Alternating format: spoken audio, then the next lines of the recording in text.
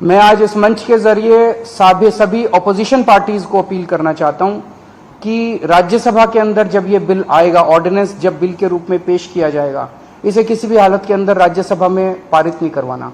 मैं खुद एक एक पार्टी के नेताओं से जाके मिलूंगा, उनसे समर्थन मांगूंगा कि इस बिल को अपोज करना है, ये जनतंत्र के खिलाफ है। किसी भी हालत में हमें इस बिल को पास नहीं होने देना राज्यसभा के अंदर।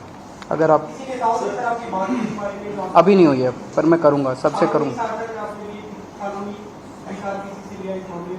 वो तो सिंघवी साहब हमारे वकील हैं, वो देख रहे हैं, स्टडी कर रहे हैं। जैसे कोर्ट खुलेगा 1 जुलाई को शायद खुल रहा है, इमीडिएटली 5 जजेस ने जजमेंट दे दिया, उसको पलट दिया इन्होंने। बताओ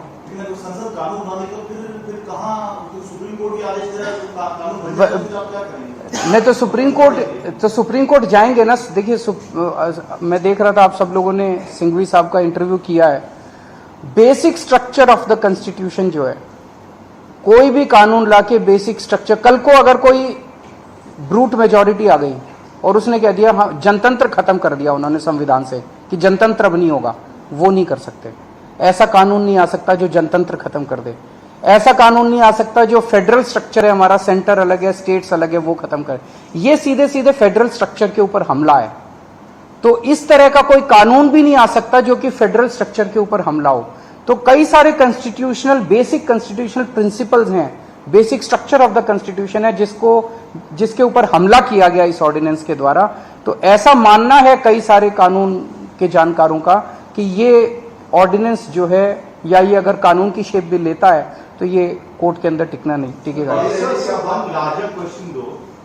जो ऑर्डिनेंस पास हुआ, do you think this is no more Delhi versus centre, rather the court versus the ये पूरी की पूरी लड़ाई अब एक तरह से सुप्रीम कोर्ट वर्सेस सेंटर है। ये केवल दिल्ली सरकार एक छोटी सी चीज हो गई है। उन्होंने तो सीधे सीधे कह दिया। इस तरह से तो ये बहुत खतरनाक चीज है।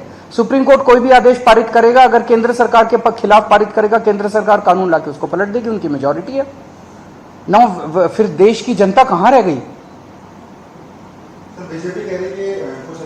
जैसे आप लोगों ने सुना होगा कि वो भी इन्होंने ऑर्डिनेंस लाके किया था, जो ईडी के डायरेक्टर की एक्सटेंशन वाला मामला था। ऑर्डिनेंस लाए थे, लेकिन अब सुप्रीम कोर्ट कह रहा है कि हम उसको, मतलब अभी जजमेंट नहीं आया, लेकिन हियरिंग के दौरान सुप्रीम कोर्ट ने कहा कि हम इसको नहीं मानते। It is obviously Keshwanand Bharti was the basic structure of the constitution. This is basic structure. They are attacking the basic structure of the constitution. नहीं, नेताओं की नहीं, आम आदमी पार्टी दिल्ली में करेगी।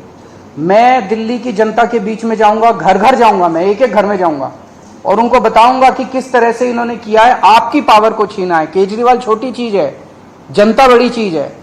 एक एक आदमी की, दिल्ली की एक एक आदमी की पावर को छीना है, उसके जनतांत्रिक अधिकार को छीना है। जनता जिंदा कैसे रहेगी? इस तरह की अगर तानाशाही आ जाएगी तो जनता जिंदा कैसे रहेगी? उनके लिए काम कौन करेगा? बड़ी जल्दी हम पूरा प्लान अनाउंस करेंगे हमारे ना। Yes, of course the whole Aam Aadmi Party will be on the streets in the coming days. मैं ये पूछ, इसका क्यों, क्या कह रहे हैं वो, क्या कारण है इसका?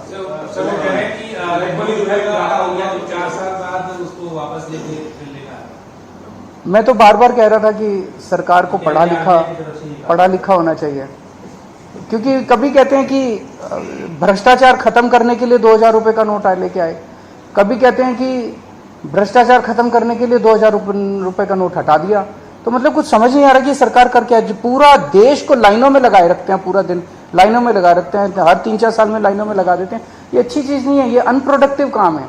जनता को अपने परिवार पालने के लिए और अपना काम करने के लिए उसमें लगना चाहिए, ना कि बैंकों के अंदर जनता लाइनों में लगी है नोट बदलवाने के लिए। तो आप समझ ही रहे हैं उसके कारण क्या है।